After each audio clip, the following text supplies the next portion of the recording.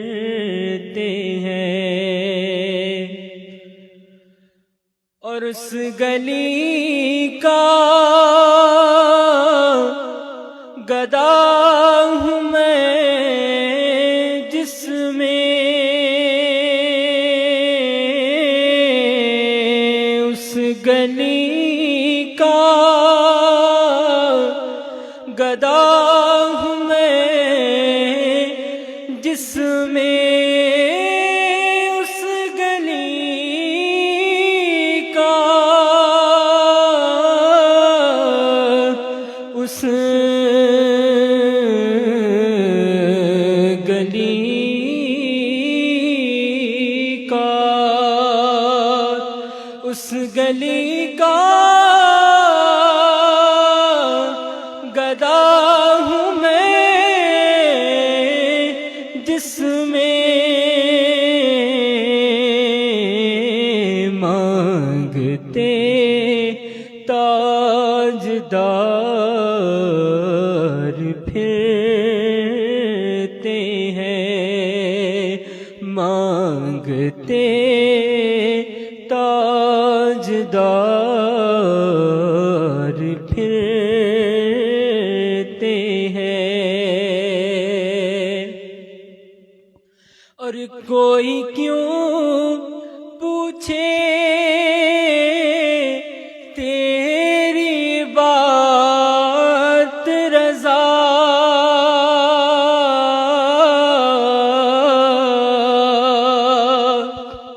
کوئی کیوں پوچھے تیری بات رضا تجھ سے کتنے ہزار پھرتے ہیں وہ سویلا لزار پھرتے ہیں تیرے دل اے بہار پھرتے ہیں۔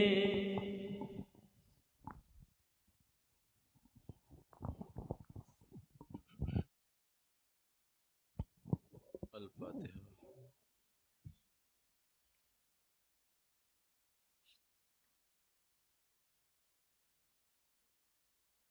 صلی اللہ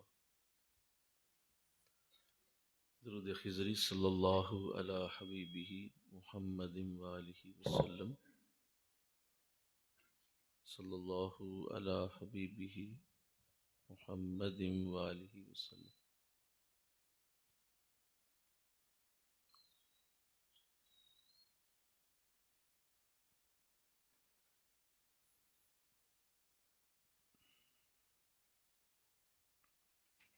وظیفہ حضرت مجدد الف ثانی رحمۃ اللہ علیہ۔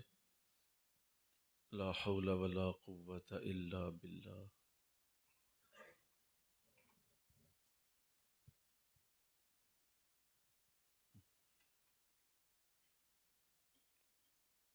لا حول ولا قوة الا باللہ۔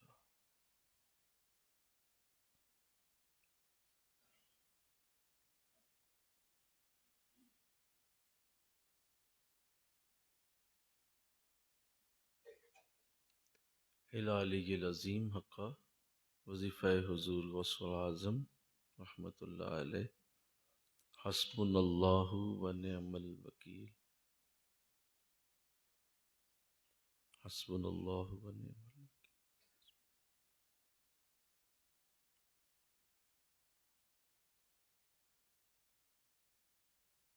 حسبنا اللہ و نعم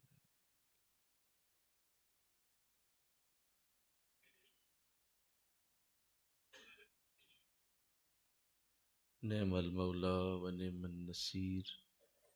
وظیفہ پیر و مرشد دامت برکاتہم یا عظیم یا عظیم۔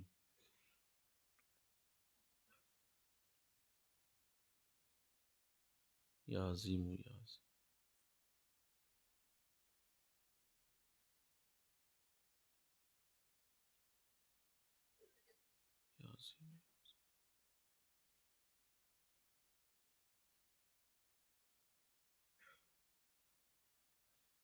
وظیفہ استغفار: استغفر اللہ ربی من کل ذنب و اتوب الیہ۔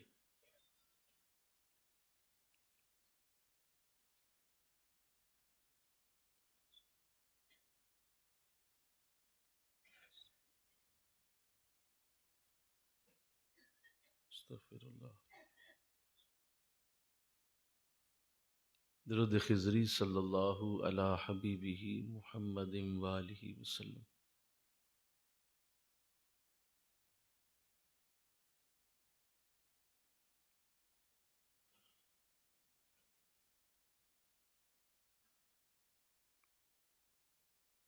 الفاتحہ۔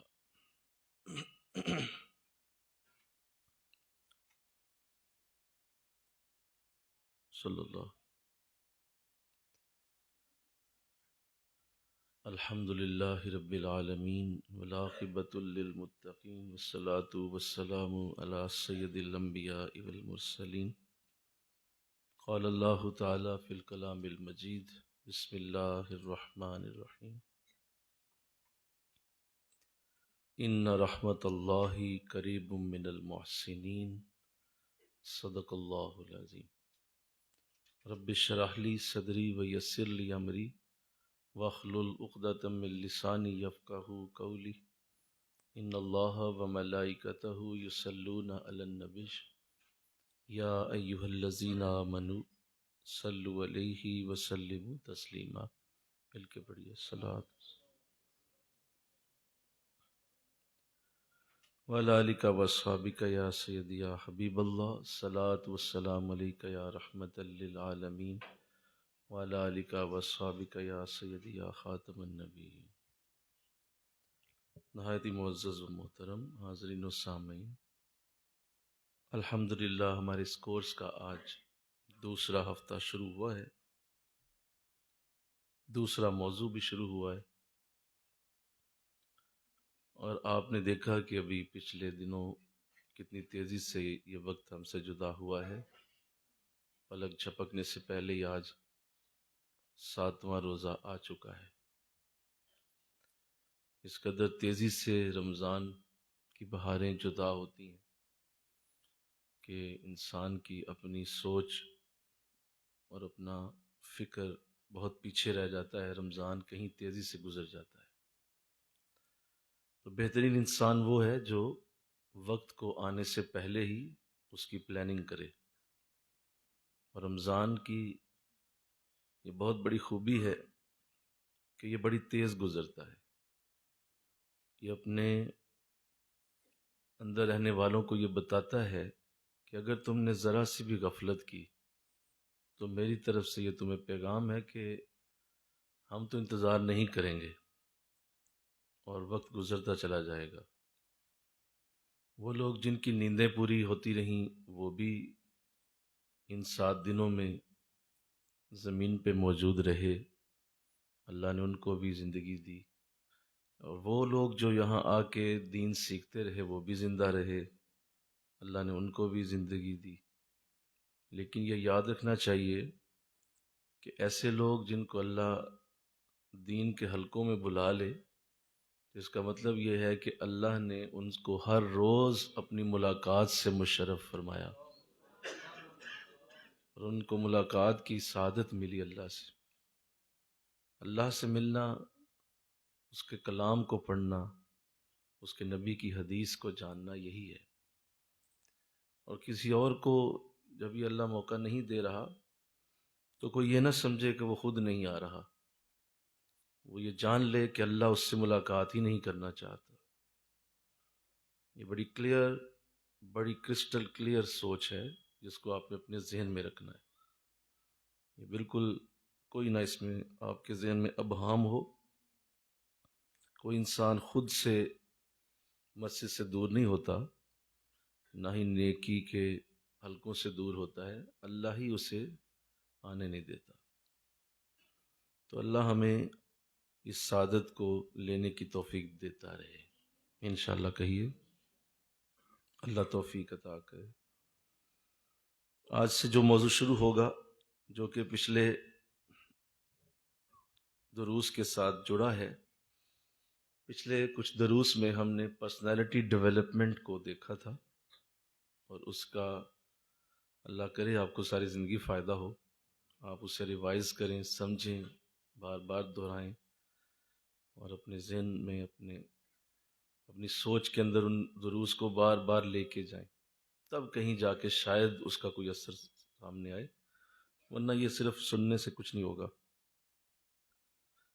اب اسی سے نیکسٹ فیز جو شروع ہوتا ہے، جب انسان اپنی ڈیولپمنٹ کر چکا ہوتا ہے، یعنی وہ اپنے آپ کو بہتر کرنے میں کوشش کرتا رہا، اللہ نے اس پہ رحم کر دیا اور وہ بہتر ہو گیا، اس نے اپنی مایوسی ختم کر لی، بولو، اس نے اپنی ڈریسنگ ٹھیک کر لی، اس نے اپنی سوچ کو وسیع کیا، مائنڈ سیٹ کو چینج کر لیا، اور اس طرح دیگر جو میں نے گفتگو کی تھی، وہ سارا کچھ اللہ نے اسے دے دیا۔ اب ہم کسی معاشرے میں رہتے ہیں، ہم اکیلے رہنے کے لیے نہیں پیدا کیے گئے، اللہ نے انسانوں کو معاشرے کے اندر تقسیم کیا ہے، یعنی ہم علاقوں میں رہتے ہیں، جنگلوں میں رہنا ہمیں منع کیا گیا، اور علیحدہ رہنا بھی ہمیں منع کر دیا گیا۔ کہ دو جہاں صلی اللہ علیہ وسلم نے ارشاد فرمایا، تم میں سے کوئی بھی رہبانیت اختیار نہ کرے، لا رہبانیت فی الاسلام، اسلام میں کوئی رہبانیت نہیں ہے۔ رہبانیت مطلب کہ آپ علیحدہ ہو کے کونے میں بیٹھ جائیں اور آپ سارا کام چھوڑ دیں، اور آپ روٹی پانی بھی چھوڑ دیں اور آپ اللہ اللہ کرنے لگیں۔ اللہ کو یہ منظور نہیں ہے، حضور کو یہ طریقہ پسند ہی نہیں ہے۔ لا رہبانیت فی الاسلام، اسلام میں کوئی رہبان نہ بنے، اور معاشرے میں رہنا، گھروں میں رہنا، لوگوں کے درمیان رہنا، اپنے بیوی بچوں میں ہی رہنا، ساتھ رزق حلال بھی کمانا، دوست احباب سے بھی ملنا، زندگی کے سارے دنوں کو اچھی طرح سے دیکھنا، غم دکھ پریشانیاں دیکھنا، اور پھر اسی دوران اللہ کے ساتھ بھی اپنی لو لگائے رکھنا، رسول کی محبت بھی دل میں لانا، قرآن بھی پڑھنا، سجدے اور رکوع بھی کرنا، تو یہ سارا کچھ کرنا یہی اصل میں حضور کو پسند ہے۔ یہ ہے اصل اسلام۔ آپ علیحدہ نہیں رہ سکتے، معاشرے کے اندر رہیں گے۔ تو وہ جو معاشرہ ہے، جب کوئی شخص اپنی اصلاح کر لیتا ہے تو اس پہ لازم ہے کہ وہ معاشرے کی بھی اصلاح کرے۔ کس کی بولو؟ ہاں جی، وہ اپنی روشنی کو پھیلائے، اس روشنی کو لازم آگے پہنچائے۔ اگر اس نے اپنی کوئی بھی برکت لے لی ہے اللہ کی بارگاہ سے، اسے کچھ بھی نصیب ہو گیا ہے، تو وہ اسے اپنے تک محدود نہ رکھے، نہ رکھ سکتا ہے۔ وہ ایسا وہ کرے گا ضرور، وہ آگے پہنچائے گا، وہ ضرور دے گا اسے۔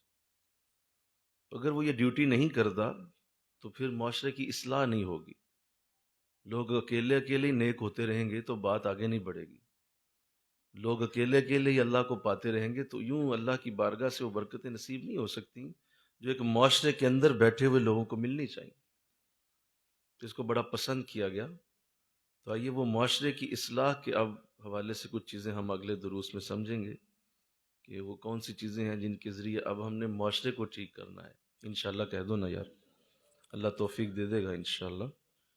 کوئی یہ نہ سوچے کہ یہ پتہ نہیں کیسے ہونا ہے، یہ نہیں ہوتا۔ آپ بس اللہ کی اس رحمت پہ یقین رکھتے ہوئے جب چلتے ہیں تو ضرور اللہ آپ کو موقع دے گا۔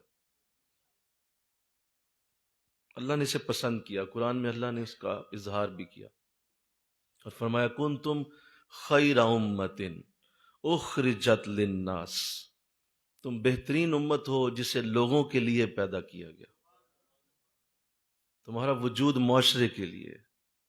قرآن کہتا ہے تم اکیلے نہیں ہو، تمہارا وجود انسانوں کے لیے۔ اخرجت للناس تامرون بالمعروف وتنہون عن المنکر، کہ تم وہ لوگ ہو جو نیکی کا حکم دیتے ہو اور برائی سے منع کرتے ہو۔ تو آئیے پہلی چیز جو معاشرے کے اصلاح کے لیے ضروری ہے، جو انسان کے اندر معاشرے کے لیے ہونی چاہیے، کہ وہ اس کو ضرور اختیار کرے، جو میں نے قرآن سے آیت کریمہ پڑھی، اِنَّا رحمت اللہ قریب من المحسنین، بے شک اللہ کی رحمت نیک لوگوں کے قریب ہوتی ہے، یعنی وہ نیک صحبت کو اختیار کرے. کسے بولو؟ نیک صحبت، نیک پاکیزہ ماحول اختیار کرے، ایسے ماحول میں جا کے بیٹھے، ایسے ماحول کو اپنا وتیرہ بنائے، اکیلا رہنا نہ چھوڑ دے، اور معاشرے میں جا کے نیکوں کی صحبت میں بیٹھے. یہ قرآن کی آیت واضح کر رہی ہے کہ اگر تم نے میری رحمت لینی ہے تو میرے محسنین کچھ لوگ ہیں، بعض اچھا جو میرے نیکوکاروں میں سے ہیں، محسن ہیں، ان کے قریب چلے جاؤ. تو اللہ توفیق دے. وارث ہونا چاہیے آپ کا کوئی نہ کوئی بولو وارث ہونا چاہیے. بے وارث نہیں رہنا، لا وارث نہیں رہنا، اور ایسا نہ ہو کہ آپ کا کوئی وارث ہی نہیں ہے، کوئی والی نہیں ہے، کوئی آپ کا رہنما ہی نہیں ہے، کوئی آپ کا مقتدا ہی نہیں ہے، امام ہی نہیں ہے آپ کا کوئی. آپ کوئی ایسی حالت نہیں ہونی چاہیے. قرآن نے اس پہ بھی بات کی ہے اور ارشاد فرمایا یوم ندعو کل اناس بامامہم، قیامت کے دن ہم تمہیں بلائیں گے تمہارے امام کے ساتھ. بامامہم، تمہارے امام کے ساتھ تمہیں بلائیں گے. تو جو وارث ہی کوئی نہیں کسی کا، جس کا کوئی امام ہی نہیں ہے، جو کسی کو سمجھتا ہی کچھ نہیں، اور اس کی اپنی عقل ہی اس کو گائیڈ کر رہی ہے، تو وہ اس کی اپنی عقل نہیں ہے، وہ اصل میں شیطان اور نفس ہے جو اس کو ذلیل و خوار کر رہا ہے اور اس کو گائیڈ کر رہا ہے کہ نہیں تم اکیلے ہی ٹھیک ہو. تو اللہ اس سے محفوظ رکھے، آمین کہو نا. یہ معاشرے کی اصلاح کے لیے پہلا سٹیپ ہے کہ آپ نے کسی کے ساتھ ہونا ہوتا ہے، کسی چھتری کے نیچے رہنا ہوتا ہے، کسی جماعت کا حصہ بن کے رہنا ہوتا ہے. کوئی آپ کی جماعت ہوتی ہے، اس جماعت کے ساتھ آپ بیٹھتے ہیں، اٹھتے ہیں، اور اس جماعت کو اپنا بنا لیتے ہیں. حضور اسلام نے ارشاد فرمایا، جان عالم صلی اللہ علیہ وسلم فرماتے ہیں ید اللہ علی الجماع، اللہ کا ہاتھ جماعت کے اوپر ہوتا ہے. جماعت کے اوپر اللہ کا ہاتھ، یہ نہیں کہا تنہا کے اوپر اللہ کا ہاتھ، وہ اکیلا جو ہے اس کے اوپر اللہ کا ہاتھ. ٹھیک ہے، وہ بندہ ہے اس کا، سارے ہی بندے ہیں، کافر بھی تو اسی کے بندے ہیں، بولو جی کہ نہیں ہیں، وہ بھی تو اسی کے بندے ہیں. تو بندے تو سارے ہی ہیں، لیکن جماعت کے اوپر ہاتھ ہوگا اس کا، وہ جو نیکوں کی جماعت ہوگی اس کے اوپر ہاتھ ہے. ہاتھ کا مطلب یہ ہے کہ اللہ اسے محفوظ رکھتا ہے. جیسے دیکھو نا، آپ عام لفظوں میں بھی تو یہی سنتے ہیں نا، وہ میرا ہاتھ ہے تمہارے اوپر، وہ ساڈا ہاتھ ہے تیرے. اس کا مطلب کیا ہے؟ بولیے. اس کا مطلب ہے آپ یہ کہہ رہے ہیں کہ میری وجہ سے محفوظ رہو گے تم، میرا ہاتھ ہے تمہارے اوپر. جب حضور فرما رہے ہیں ید اللہ علی الجماع، اگر تم محفوظ رہنا چاہتے ہو تو کسی جماعت میں چلے جاؤ، کیونکہ اس کے اوپر اللہ کا ہاتھ ہے. وہ محفوظ رہنے والے لوگ، وہ محفوظ رہتے ہیں، انہیں اللہ محفوظ رکھتا ہے. کس سے محفوظ رکھتا ہے؟ بے ایمان ہو جانے سے، گمراہ ہو جانے سے، بہت ساری نفسانی خواہشات سے، بہت ساری روحانی بیماریوں سے، زمانے کے گند سے، زمانے کی مجبوریوں سے، زمانے کی تنگ دستیوں سے. اللہ اس جماعت کو محفوظ رکھتا ہے کیونکہ اللہ کا ہاتھ اس کے اوپر. اللہ، یہاں تو باپ کہہ دے نا میرا ہاتھ تمہارے اوپر ہے، بولو تو انسان کتنا شیر بنتا ہے. یہاں باپ کہہ دے، کسی کا مرشد کہہ دے میرا پتر تیرے تھے ہاتھ تھے، تو بتاؤ کیا بنتا ہے، کتنی دل کے اندر تراوٹ آتی ہے، کتنی انرجی فیل کرتا ہے انسان کہ میرے شیخ نے آج کہا کہ بیٹا تیرے کنڈ تے ساڈا ہاتھ تھے. تو بتاؤ کیا چاہیے اور. جس کو رسول کریم کہیں کہ میرا ہاتھ تمہارے اوپر ہے، آقا دو جہاں فرما دیں کہ میرا دست مقدس تمہارے ساتھ ہے، تو بتائیے کیا بنتا ہے. اب آپ یہ ساری چیزیں چھوڑ دینا، صرف یہی سوچ لیں کہ خود اللہ فرما دے کہ میرا ہاتھ تمہارے اوپر ہے. بتائیے بندہ کس کو سمجھائے اس بات کو، کیسے اس کو آپ کس طرح جسٹیفائی کریں گے کہ اللہ کا ہاتھ تمہارے اوپر آ گیا. تو یہ کیسے آیا بولو؟ جماعت کے اندر، باہر نہیں. باہر نہیں ہو سکتا، یہ باہر نہیں جاتا جی. جیڑی بکری اجڑوں وچھڑی وہ بگیاڑا جوگی. ہاں جی، جو اجڑ سے بچھڑ گیا، جو اس اجڑ سے باہر نکل گیا، گروہ سے دور ہو گیا، اس کا کوئی حل نہیں، وہ گیا کام سے. آپ نے دنیا میں بھی یہ دیکھا ہوگا کہ ایک باپ جو ہے وہ جب تک اپنے بچوں کو سنبھالتا رہتا ہے بچے سنبھلے رہتے ہیں، اور اگر کوئی بچہ یہ کہتے ہے کہ نہیں مجھے آپ علیحدہ کر دیں، تو جب وہ باپ کی چھتری سے علیحدہ ہوتا ہے تو بتائیے کیا حال ہوتا ہے اس کا. وہ جو ہی باپ کی چھتری سے دور ہوا، باپ کہتا ہے ٹھیک ہے تو علیحدہ ہو جا، تو پھر ساتھ ایک جملہ مجھ سے سنتا جا، کماتے کھا. پھر یہی بولتے ہیں، بولو نا یار، کیا بولتے ہیں؟ آتے کھا، ہن اب تو خود ہی کما اور خود ہی کھا. اس سے پہلے باپ کہہ رہا تھا کہ نہیں میں موجود ہوں، میں کماؤں گا بھی کھلاؤں گا بھی، لیکن جو ہی تو میری چھتری سے علیحدہ ہو گیا اب تیرا کوئی والی وارث نہیں ہے. تو بس اس کو سمجھنا ہے. ہم سب صاحب نسبت ہیں، الحمدللہ بولیے ذرا.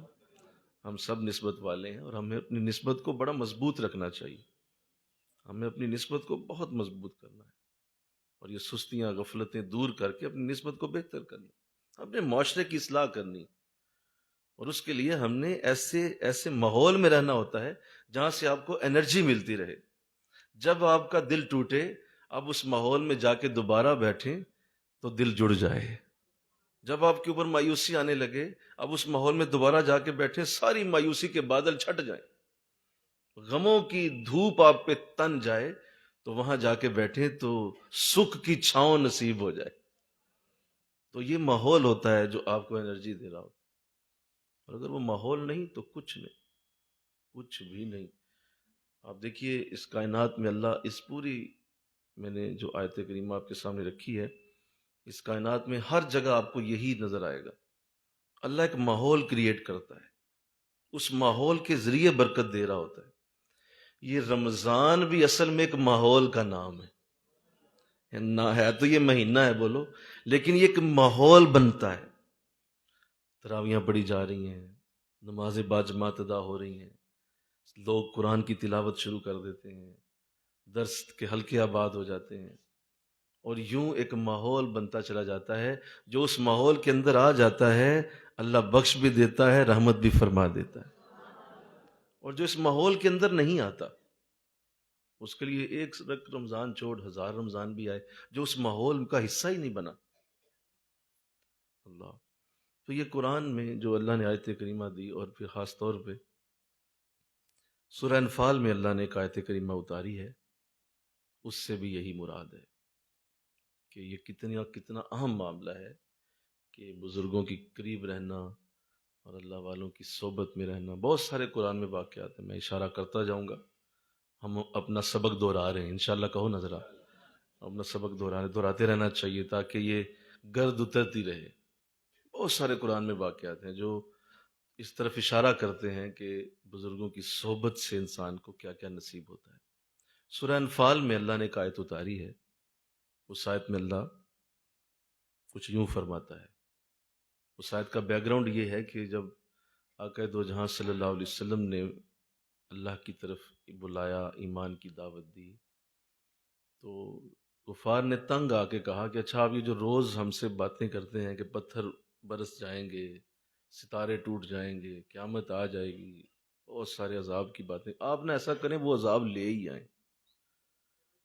آپ ہمیں بار بار جو کہتے ہیں عذاب آئے گا، عذاب آ جائے گا، یہ ہو جائے گا، سورہ نجم میں کہا ستارے ٹوٹ جائیں گے، اور سورہ غاشیہ میں کہا قیامت پل بھر میں آ جائے گی، تو لے آئیں آپ وہ قیامت. بار بار یہ بات جب کی، مطالبہ کیا کہ ہم پہ پتھر برسا دیں. آپ سچے ہیں نا اللہ کے رسول، تو اپنی سچائی کا اظہار کریں اور ہم پہ برسا دیں پھر پتھر. تو جب یہ مطالبہ ان کی طرف سے آیا تو قرآن میں اللہ نے، آپ کو پتہ ہے کہ اللہ نے کبھی بھی حضور کو جواب نہیں دینے دیا، جواب ان کی طرف سے اللہ دیتا ہے. تو جواب حضور نے نہیں دیا، اللہ نے دیا. کیا جواب دیا؟ وَمَا كَانَ اللَّهُ لِيُعَذِّبَهُمْ وَأَنْتَ فِيهِمْ. اے نبی انہیں بتا دو کہ اللہ انہیں کبھی عذاب نہیں دے گا، اس لیے کہ تو ان کے درمیان رہتا ہے. وَأَنْتَ فِيهِمْ، تو ان کے اندر ہے۔ ذرا ہم تجھے جس دن اٹھائیں گے نا، اس دن ہم بتائیں گے کہ عذاب کسے کہتے ہیں۔ ہم انہیں عذاب نہیں دیں گے، یہ مانگتے رہیں، کتنا مانگے مانگتے رہیں، لیکن تیری ذات ان کے اندر موجود ہے۔ وَأَنْتَ فِيهِمْ، لہذا یہ عذاب سے بچیں۔ تو میرا نبی تو کافروں کے لیے بھی عذاب سے بچنے کی وجہ ہے، یعنی اس قدر برکت ہے حضور کی کہ آپ کافروں کے لیے بھی عذاب سے بچنے کی وجہ ہے۔ وَأَنْتَ فِيهِمْ، ذرا اس آیت پہ غور تو کرو ذرا، یہ آیت مکی ہے۔ کون سی ہے بولو؟ مکہ بھی اتری ہے۔ یہ نہیں فرمایا کہ ان کو میں عذاب نہیں دوں گا کیونکہ یہ کعبے کے قریب ہیں، یہ نہیں فرمایا کہ طواف ہوتا ہے یہاں پہ، یہ بھی نہیں فرمایا کہ بڑے اچھے اعمال کر رہے ہیں لہٰذا ہم عذاب نہیں اتاریں گے۔ نہ عمل کی بات کی، نہ کعبے کی بات کی، نہ طواف کی بات کی، نہ نیکیوں کی بات کی، فرمایا اے نبی تو ان کے درمیان رہتا ہے لہٰذا ہم انہیں عذاب نہیں دیں۔ تو اس آیت سے سمجھیے کہ اللہ کیا چاہ رہا ہے۔ اللہ اس آیت میں بیان یہ کر رہا ہے کہ کوئی وجود ایسے ہوتے ہیں جو عذابوں کو روک دیتے ہیں۔ مل کے کہو نا سبحان اللہ، بولو۔ کوئی وجود ایسے ہوتے ہیں جو عذابوں کو روکتے ہیں، اور حضور کا وجود ان میں سب سے بڑا ہے۔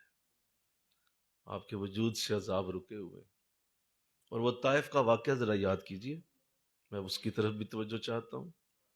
وہاں کیا ہوا تھا؟ سخت پتھر برسائے گئے، زخمی ہو گئے آپ، بہت سخت معاملہ بنا، یہاں تک کہ جبریل آئے، اللہ کی بارگاہ سے پیغام ہوا کہ اے نبی آپ صرف ہمیں اشارہ کر دیجئے، ہم ان دونوں پہاڑوں کو ملا دیتے ہیں اور ان کا کوئی بچہ بھی سلامت نہیں رہے گا، ختم کر دیں گے سب کو، اور آپ ہمیں بتائیے کیا کرنا ہے۔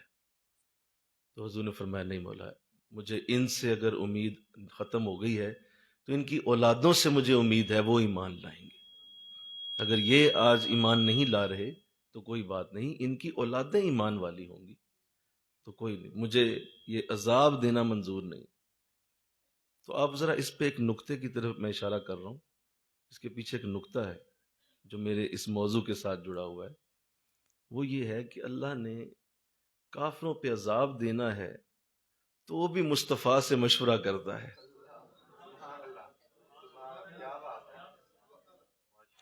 عذاب اس نے دینا ہے، دینا بھی کافروں کو ہے، اور مشورہ کس سے کر رہا ہے؟ حضور سے،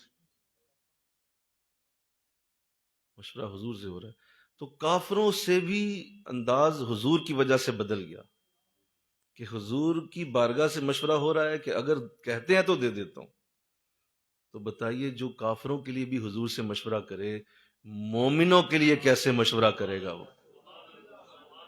نہیں سمجھے آپ، مل کے کہو نا پھر سبحان اللہ۔ مومنوں کے لیے وہ کیسے اپنے نبی سے مشورہ کرے گا؟ نبی کیا کرنا ہے ان کے ساتھ؟ جو ایمان والے ہوں گے، جو نیک ہوں گے، ان کے ساتھ حضور کا انداز کیا ہوگا؟ اس لیے اس بات کو سمجھنا چاہیے، یہ بڑی اہم بات ہے، اور اس کو اپنی نظر انداز نہیں ہونے دینا، انشاءاللہ کہیے۔ اور پھر ظاہر ہے جب کوئی کسی کے ساتھ جڑ جاتا ہے نا، تو پھر جو سائیں ہوتے ہیں وہ پھر حفاظت بھی کرتے ہیں۔ یعنی یہ کیسے ہو سکتا ہے کہ آپ کو بے یار و مددگار چھوڑ دیا جائے، اور کس طرح ہو سکتا ہے کہ آپ کو بالکل ایسے رکھا جائے کہ جیسے آپ کو کوئی والی وارث ہی نہیں ہے؟ ایسے تو نہیں ہوتا۔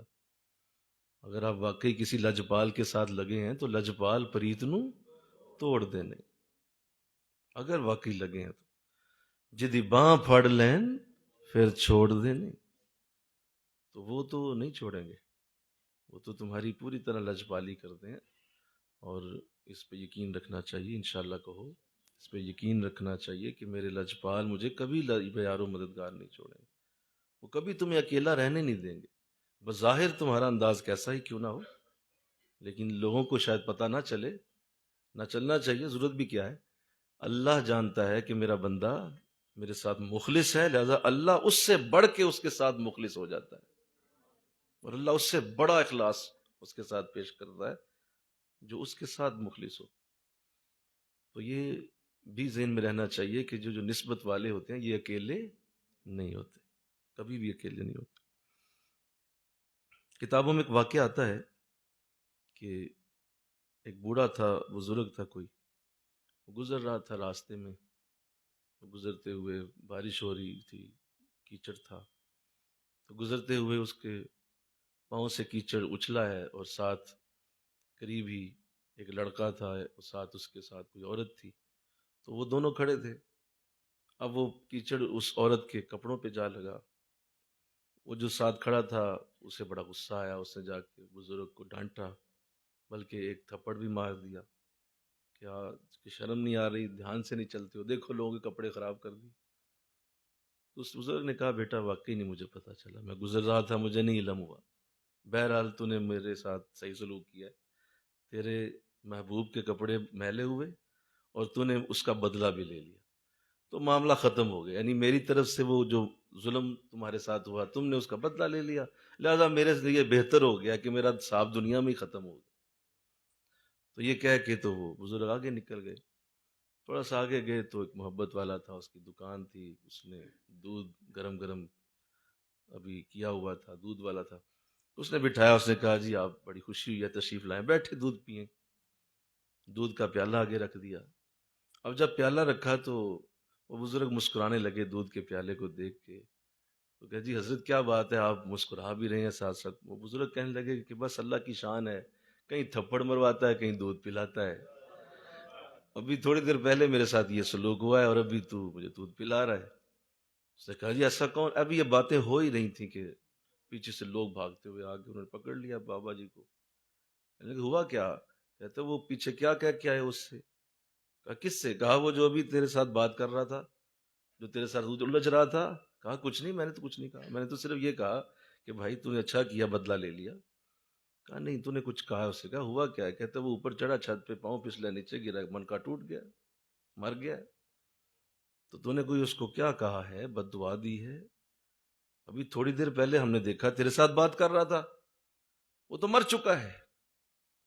تو کہنے نہیں جی میرا تو کوئی قصور نہیں۔ کہا نہیں تو بتا تو صحیح۔ کہا بس مجھے سمجھ یہ آئی ہے کہ اس نے اپنے محبوب کی خاطر مجھے تھپڑ مارا، تو جو میرا محبوب تھا اس نے بھی تو کچھ کرنا تھا نا،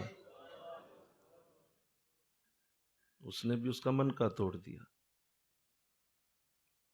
تو سائیں جس کے پیچھے ہو وہ اکیلا نہیں ہوتا، وہ لے دے جائے گا تجھے۔ اسی لیے بزرگ فرماتے ہیں کہ جس نے بزرگوں کے ساتھ کوئی ہاتھا پائی کی یا کوئی ان کا آگے معاملہ کسی طرح سے ایسا بے ادبی کا کیا، اللہ کی بارگاہ سے اس کے لیے اعلان جنگ ہو جاتا ہے۔ کیوں؟ کیونکہ وہ ان کے بندے تھے بھائی، وہ تو ان کے پیامبر ہیں، اور پھر ان کو حکم کیا ہے؟ وَإِذَا خَاطَبَهُمُ الْجَاهِلُونَ قَالُوا سَلَامًا، وہ تم سے بحث نہیں کریں گے۔ وہ قرآن کے اندر انہیں کہہ دیا گیا ہے کہ جب بھی جاہل تم سے بات کرے قالوا سلام، تمہارا کام ہی نہیں بحث کرنا، ہم دیکھیں گے جو اوپر ہیں، ہم دیکھیں گے ان کے ساتھ کیا کرنا، وہ بحث نہیں کریں گے۔ اس لیے جو لوگ نسبت والے ہوتے ہیں انہیں ایک قدر ہوتی ہے کہ ہمارا کوئی ہے۔ یہ مشکلوں سے کہہ دو میرا ہے کوئی جہاں میں، ان مشکلوں سے کہہ دو میرا ہے کوئی جہاں میں ابھی پکار لوں گا، نہیں دور ہے مدینہ، دور نہیں ہے مدینہ، میرے پاس ہی ہے، ابھی پکار لوں گا۔ تو لہذا یہ ہمیشہ ذہن میں رہے ساتھ ساتھ۔ حضرت فضیل بن ایاز رحمۃ اللہ علیہ، وہ بھی ایک واقعہ لکھتے ہیں اپنی کتاب میں، اور فرماتے ہیں کہ ایک بزرگ تھے، وہ کسی جگہ تعلیم دینے کے لیے بھیجے، ان کے مرشد نے بھیج دیا بیٹا آپ وہاں جائیں، جا کے وہاں لوگوں کو تعلیم دیں۔ لیکن وہ لوگ اسی طرح جیسے ہر جگہ تو زمین زرخیز نہیں ہوتی، لوگ سارے تو نہیں سننے والے ہوتے، دین کو سمجھنا، دین کو پہچاننا، پیار کرنا دین سے، یہ سب کے ساتھ نہیں ہوتا۔ زمینیں ایک جیسی بولو نہیں ہوتی، زرخیز زمینیں نہیں ہوتی ساری۔ بعض جگہیں حضرت نوح علیہ السلام والا معاملہ بھی ہوتا ہے کہ 900 سال تبلیغ کی ہے اور صرف 80 لوگ ایمان لائے۔ تو کتنی آپ جو ہے وہ ایسی زمین پہ تعلیم دیتے رہے ہیں جو زرخیز نہیں تھی۔ تو ایسے لوگ تھے، وہ سنتے ہی نہیں تھے، جا کے درس دیتے، کوئی بھی نہیں آتا تھا، اور بڑی محنت کرتے، لوگوں کو بلاتے، لیکن لوگ کوئی نہ آتے، ایک آدھ آ جاتا وہ بھی چلا جاتا۔ تو ایسے ہی ہوتا رہا۔ تو ایک دن اسی طرح مسجد میں گئے، بڑا دل اداس تھا، اللہ کی بارگاہ میں روئے کہ مولا میں تو بڑا تعلیم دیتا ہوں نیکی کی، لیکن یہ لوگ سنتے نہیں ہیں. بس وہ اسی غم میں تھے کہ بس وہ معاملہ ایسا بنا، غشی کا دورہ پڑا، گر گئے، وہیں پہ فوت ہو گئے مسجد میں. لوگ اکٹھے ہو گئے، پتہ چلا جی وہ بابا جی فوت ہو گئے. کون؟ وہ جو بلایا کرتے تھے تمہیں. وہ امام صاحب بھی آ گئے، انہوں نے دیکھا کہ یار یہ تو فوت ہو گیا ہے. تو انہوں نے کہا جی یہ تو پتہ بھی نہیں کہ اس کا کون ہے والی وارث، تو ایسا کرو چندہ اکٹھا کرو اور اس کا اب کوئی جنازہ کا اہتمام کریں، کفن دفن. لوگوں نے چندہ اکٹھا کیا، کفن دفن کا انتظام ہو گیا، وہ سارا کچھ جنازہ وغیرہ بھی ہو گیا، قبر بھی تیار ہو گئی. جنازہ پڑھا کے تو لوگ آ گئے. رات عشاء ہوئی، صبح فجر ہوئی تو امام صاحب نماز پڑھانے آئے تو چیخنے لگے اونچی اونچی، آواز باہر تک چلی گئی. لوگوں نے پکڑ لیا، پوچھا بھئی ہوا کیا؟ بھاگتے ہوئے مسجد میں داخل ہوئے اور دیکھا تو محراب میں وہی کفن پڑا ہوا ہے جو کل پہنایا تھا. اور حضرت فضیل بن یاس لکھتے ہیں اس کفن کے اوپر ایک تحریر تھی، اور وہ تحریر یہ تھی کہ یہ بندہ میرے دین کی تعلیم دیتا تھا اور ہم اس کے والی ہیں. جو تم نے چندہ اکٹھا کر کے کفن دیا، ہم اسے بھی تمہارے منہ پہ مارتے ہیں، ہم نے اسے جنت کا لباس پہنا کے جنت پہنچا دیا. ہو پاس رکھو اپنا کفن. یہ تحریر اس کفن پہ لکھی. تو انشاءاللہ تو کہو ذرا سمجھ آ رہی میری بات؟ تو یہ ہم اس لیے بات کر رہے ہیں کہ معاشرے کی اصلاح کے لیے آپ کو اس نسبت کے ساتھ جڑنا ہوتا ہے، اس نیکی کے حلقے کے ساتھ جوائن رہنا ہوتا ہے اور اس کو اپنا اوڑھنا بچھونا بنانا ہوتا ہے. یہ کیا کبھی آئے کبھی چلے گئے، کبھی چھوڑ دیا کبھی بیٹھ گئے، کبھی چھٹی ہو گئی کبھی نہ ہوئی. حضرت امام اعظم رحمۃ اللہ علیہ 24 برس اپنے استاد کے پاس بغیر چھٹی کے گئے. 24 برس کوئی چھٹی نہیں کی ہے. تو اس قدر محنت ہے، کوشش ہے، ایک لگن ہے، تبھی معاشرے کی اصلاح ہو سکتی ہے. کیونکہ اب آپ نے ایلومینیٹ ہونا ہے، اب آپ نے اپنی روشنی کو خارج کرنا ہے، تو اس کے لیے آپ کو کسی انرجی سورس کی ضرورت ہوتی ہے. وہ انرجی سورس آپ کے ساتھ چلتا رہے تو وہ روشنی آپ کو ملتی رہتی ہے اور وہ روشنی آگے سے آگے چلتی چلی جاتی ہے، وہ برکتیں جاری رہتی ہیں. یاد کریں اصحاب کہف کے کتے کو، دوہرا لیں، ذرا ذہن میں لائیں نا. اصحاب کہف کا کتا، سورہ کہف میں اللہ فرماتا ہے کہ ان کا کتا بازو پھیلائے ہوئے غار کے دہانے پہ بیٹھا ہوا ہے. اچھا اندر جو سوئے ہوئے ہیں اللہ ان کی بات ہی نہیں کرتا. اندر جو سوئے ہوئے ہیں وہ کیسے لیٹے ہوئے ہیں، ان کے پاؤں کدھر ہیں، بازو کدھر ہیں، ان کی بات نہیں اللہ کرتا. وہ جو باہر بیٹھا ہے نا اس کی بات کرتا ہے. اچھا غور کیجئے، میں دھیان چاہتا ہوں. باہر کون بیٹھا ہے؟ بولیے سارے، سارے بولو. وہ کتا ہے جو باہر بیٹھا ہوا ہے، اور اللہ اس کا ذکر قرآن میں کرتا ہے کہ میرے نیکوں کے غار کے دہانے پہ، جہاں نیک اندر سو رہے ہیں آرام کر رہے ہیں، وہ باہر بیٹھا ہوا ہے اور وہ کتا ہے تو اس کا ذکر قرآن میں ہے. اگر تم اپنے مرشد کے باہر انسان ہو کے بیٹھے ہوئے ہو تو تمہارا ذکر کتنا بڑا ہوگا. وہ کتا ہے تو اس کا ذکر ڈال دیا. تمہارا اپنا بھی یہ تو خیال ہوتے ہیں نا آپ کو. قرآن اصل میں بیک اینڈ پہ کچھ سکھا رہا ہوتا ہے، سب کچھ آیات کے فرنٹ پہ ہی نہیں ہوتا. بیک اینڈ پہ قرآن اس سے بڑی بات کر رہا ہوتا ہے جو نظر نہیں آتی، جو سامنے لکھی نہیں ہے. لکھی کتے کی ہی بات ہے، لیکن ساتھ یہ سمجھایا جا رہا ہے کہ تم ہیومن ہو، انسان ہو، اور انسان اشرف المخلوقات ہے. اگر وہ کسی ولی کی خدمت میں باہر کھڑا ہے تو اس کا انداز اس کتے جیسا نہیں ہوگا. اللہ دیکھیے، جب اس کتے کا ذکر کیا ہے تو کتنے پیار سے کیا آگے کہ وہ 4 تھے، بولو 5واں کتا تھا، وہ 6 تھے، 7واں کتا تھا، 8 تھے، 9واں کتا تھا. اللہ ساتھ ساتھ کتے کو جوڑ رہا ہے اور ان کے ساتھ ساتھ ذکر کر رہا ہے کہ وہ بھی ساتھ ہی تھا، وہ بھی ساتھ ہی تھا، وہ بھی ساتھ ہی تھا. تو آپ صحبت کو انڈر ایسٹیمیٹ کیسے کریں گے کہ جہاں ایک وہ مخلوق جو عام اس اللہ کی رحمت کو لینے والی ہے ہی نہیں، وہ بھی اس صحبت میں آئی ہے تو اس رحمت کے ساتھ جڑ گئی ہے. آپ کیسے انڈر ایسٹیمیٹ کر سکتے ہیں صحبت کو؟ کر ہی نہیں سکتے. کیوں؟ وہ تو انسان تھے اور ولی تھے. اور عیسیٰ علیہ السلام کی امت کے تھے، تو اللہ نے ان کے کتے کو یہ اعزاز دے دیا، ہم تو محمدی ہیں، حضور کی امت کے لوگ ہیں، تو بتائیے ہمارے ساتھ اللہ کی کرم نوازی کیسے ہوگی، کہ وہ اس کو کس طرح سے دیکھے گا اگر ہم نیکوں کے ساتھ رہتے ہیں۔ تو ہمیشہ اس اصول کو یاد رکھنا ہے، سورہ کہف سے ہمیں سمجھنا ہے یہ کتنی بڑی برکت ہوتی ہے، کتنی بڑی رحمت ہوتی ہے۔ اور وہ حضرت موسیٰ علیہ السلام اور حضرت خضر کا واقعہ بھی یاد کریں کہ اس میں بھی صحبت کی برکت تھی، کہ وہ مردہ مچھلی جب حضرت خضر کے علاقے میں آئی تو زندہ ہو کے دریا میں چلی گئی۔ تو آپ کے شاگرد نے بتایا آپ کو، آپ نے پوچھا کہ بھئی وہ مچھلی کدھر ہے، اتنا لمبا سفر کیا، لاؤ کھا لیں۔ کہا حضور وہ تو زندہ ہو کے چلی بھی گئی۔ کہا کہاں چلی گئی؟ کہا وہ پیچھے جہاں سے آپ آرام کر رہے تھے وہاں پہ وہ مچھلی زندہ ہوئی ہے، اور میں نے دیکھا کہ وہ اچھلتی ہوئی جا کے دریا میں جا گئی۔ فرمایا بے وقوف واپس چل، وہیں اللہ کا ولی بیٹھا ہوا ہے جہاں پہ مچھلی زندہ ہو گئی۔ تو واپس لے گئے۔ تو یہ ساری کی ساری جتنی بھی یہ قرآن میں مختلف دلیلیں ہیں، یہ اصل میں اسی بات کی طرف اشارہ کرتی ہیں کہ ہم نے اپنی نسبت کو مضبوط رکھنا ہوتا ہے اور اس کو بہت بہتر کرنا ہوتا ہے، اور ہر آنے والا دن یہ اور اچھی ہو۔ اچھا، اس کے جو خلاف بات کرے یہ عجیب بات ہے۔ جو ایمان والے ہوتے ہیں نا، جب کوئی ان کے خلاف بات کرتا ہے تو ان کا ایمان اور مضبوط ہو جاتا ہے۔ یعنی وہ یہ نہیں کہ اس کو خلاف بات سن کے تو وہ بھی ساتھ آ کے اچھا سوچیں گے، اچھا واقعی دلیل لینی چاہیے حضرت صاحب سے، نہیں ایسے نہیں کرتے وہ۔ جب کوئی ان کے خلاف بات کرے گا تو وہ اس کو اور زیادہ مضبوطی کے اندر لے آئیں گے۔ کہا یہی تو مزہ آیا، اب تو تمہیں بتائیں گے کہ نسبت کسے کہتے ہیں۔ اللہ، تو لہذا حضور علیہ السلام کی محبت اور پیار اور ان کے ساتھ جتنے بھی اولیاء قیامت تک آئیں گے، ان سب کو اللہ نے نسبتوں کی فیض سے جوڑا ہوا ہے۔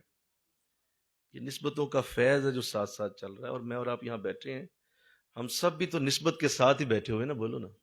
ہمارے درمیان ایک قدر مشترک ہے، ہم کسی نسبت کے ساتھ جڑے، ہم نقش بند سلسلے کے ساتھ جڑے ہوئے، اور ہمارا سلسلہ نقش بند ہے، اور ہم سلام کرتے ہیں اپنے سلسلے کے بزرگوں، بار بار کرتے ہیں، ہر روز کرتے ہیں، ہر لمحہ کرتے ہیں۔ ابھی میں نے ختم عشری پڑھائے، یہ کیا ہے؟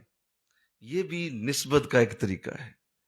نام لیا جائے حضور غوث اعظم کا، نام لیا جائے حضور مجدد پاک کا، نام لیا جائے حضور شاہ نقشبند کا، تو اصل میں آپ اس نسبت کے ساتھ ساتھ جڑتے چلے جاتے ہیں۔ اور قرآن میں اللہ نے ایک اور جگہ یوں بھی ذکر کیا، وَابْتَغُوا إِلَيْهِ الْوَسِيلَةَ۔ سنو سنو، جب تک وسیلہ نہ ملے اس وقت تک تم آگے اتقوا اللہ کی منزل میں، اور اس کے بعد تم جو ہے وہ بہت بڑے لیول پہ جا کے کامیابی کی منزل میں نہیں جاؤ گے، کیونکہ تمہارے ساتھ وسیلہ کوئی نہیں۔ وہ وسیلہ جوڑو ساتھ، تو وہاں وسیلے کا ذکر کیا۔ پھر ایک اور آیت میں ارشاد فرمایا وَكُونُوا مَعَ الصَّادِقِينَ، سچوں کے ساتھ رہا کرو۔ کیسے سمجھائے تمہیں اللہ؟ اور کتنی آیتیں اتاری، کتنے واقعات دے دیے۔ سچوں کے ساتھ رہو، نیکوں کی صحبت میں بیٹھو۔ کتے کا واقعہ پیش کر دیا، خضر علیہ السلام اور موسیٰ علیہ السلام کا واقعہ آ گیا۔ حضرت زکریا علیہ السلام کی بات بھی سن لو، جو حضرت مریم علیہ السلام کے پاس جا کے دعا کرنے لگے۔ بولو، جب دیکھا کہ آپ کے پاس بے موسم پھل پڑے ہیں تو بے موسم پھلوں کو دیکھ کے تو حیرانی کا اظہار کیا، انا لکی ھذا، اے مریم یہ کہاں سے آئے؟ تو جواب دیا میرے رب نے، من عند اللہ، اللہ کی طرف سے آئے ہیں۔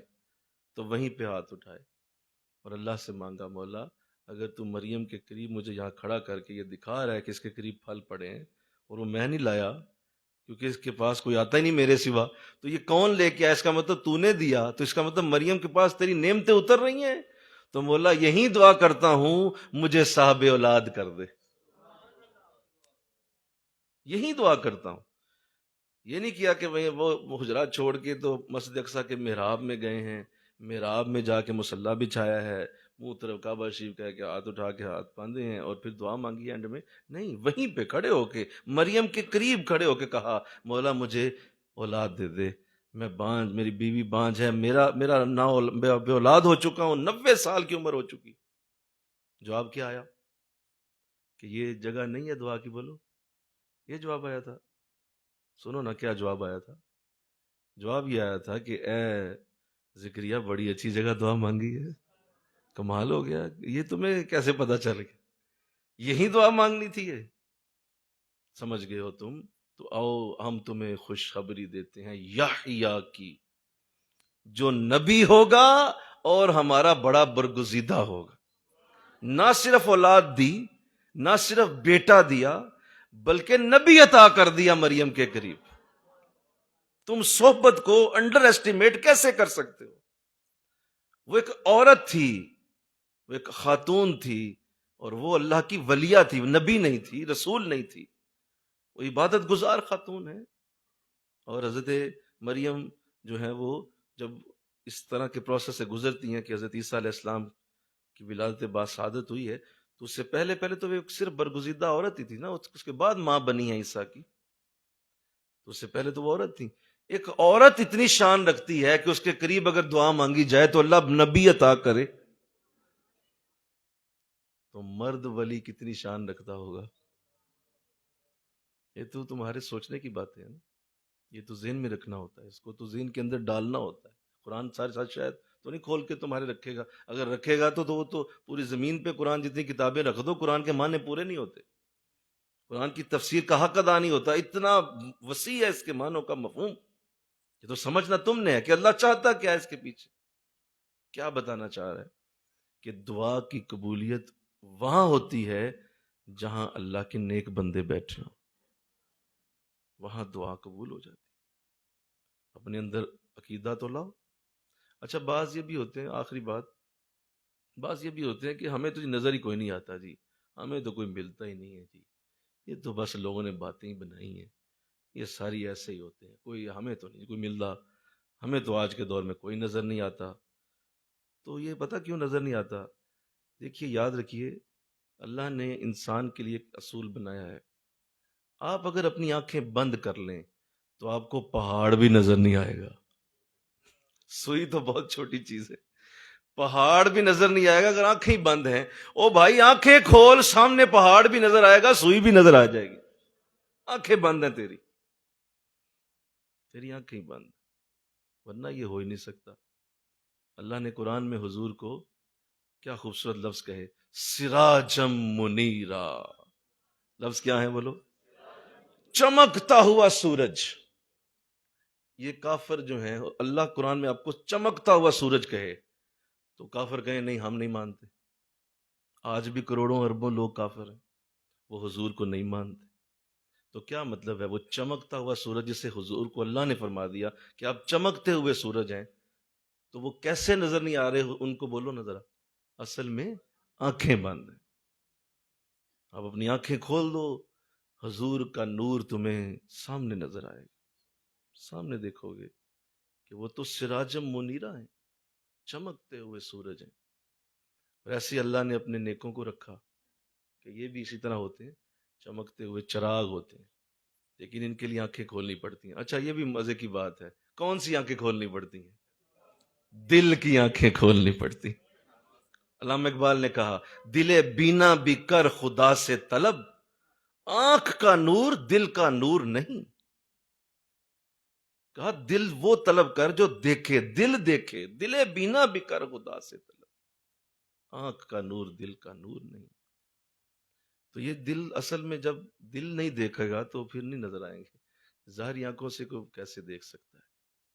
ایسے ابو جہل تھا، سامنے دیکھتا تھا حضور کو، ہر روز دیکھتا تھا، بلکہ اس کے بارے میں آتا ہے کہ وہ کعبے کے ساتھ اپنا سرانہ لگا کے سویا کرتا تھا.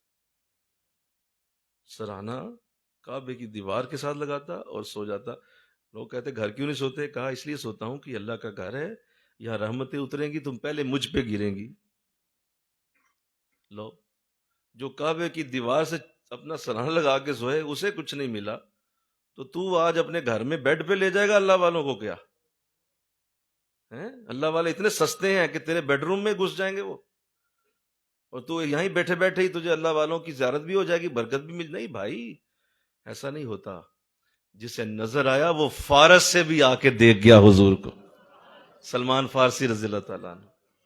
جسے نظر آیا وہ حبشہ سے بھی چل کے آیا اور حضور کو دیکھ گیا. بلال حبشی وہ روم سے چل کے آیا اور حضور کو دیکھ گیا. حضرت صہیب رومی کتنے نام لوں؟ اور وہ جو کعبے کے ساتھ لگا کے سویا کرتا تھا سرانہ، وہ محروم رہ گیا۔ اس سے پتہ چلا کہ آنکھ کا نور، سارے بولو، دل کا نور نہیں۔ ان آنکھوں سے نہیں نظر آتی، یہ تمہیں دل کی آنکھیں کھولنی ہوتی ہیں۔ تو آؤ آج یہ پہلا سٹیپ، یہی اسی طرح ہماری اب گفتگو شروع ہوگی۔ معاشرے کی اصلاح کے لیے ضروری ہے کہ آپ کسی جماعت کا حصہ بنیں۔ انشاءاللہ تو کہو ذرا، ہم پہلے ہی ہیں، اور ذرا انشاءاللہ بولو۔ اس جماعت کا حصہ رہیں، اس جماعت کو مضبوط کریں۔ اور وہ حضور کی حدیث پڑھ کے میں کلام ختم کروں گا۔ آقا اسلام نے فرمایا اللہ کا ہاتھ جماعت پہ ہے، اور سنو سنو، کبھی اکیلے نہ رہنا، کبھی اکیلے نہ رہنا۔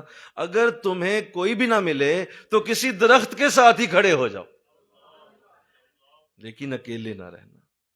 کسی درخت کے ساتھ لگ جانا اور کہنا یہ میرا والی وارث ہے بھائی، یہ مجھے چھاؤں دے رہا ہے، لہذا اس کے ساتھ لگ جاؤ، اللہ اسی پہ خوش ہو جائے گا کہ میرے بندے کو کوئی نہیں ملا تھا، درخت کے ساتھ کھڑا رہا۔ تو اسی حدیث پہ میں اختتام کرتا ہوں، اسی گفتگو کو ہم جاری رکھیں گے انشاءاللہ۔ اللہ مجھے آپ کو توفیق دیتا رہے، اور ہم معاشرے کی اصلاح کا سبب بنیں، معاشرے کی اصلاح ہم سے ہو، ہمارے ذریعے لوگوں میں نیکی پھیلے، ہمارے ذریعے لوگوں کے اندر اصلاح ہو۔ اللہ ہم سب کو قبول فرمائے۔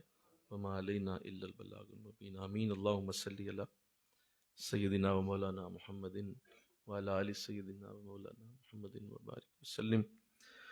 الہ العالمین، تیری بارگاہ مقدس میں ہمارا یہ مولا عریضہ ہے، ہم سب کو ہماری جماعت کے ساتھ وابستہ رکھنا، مولا ہمیشہ رکھنا۔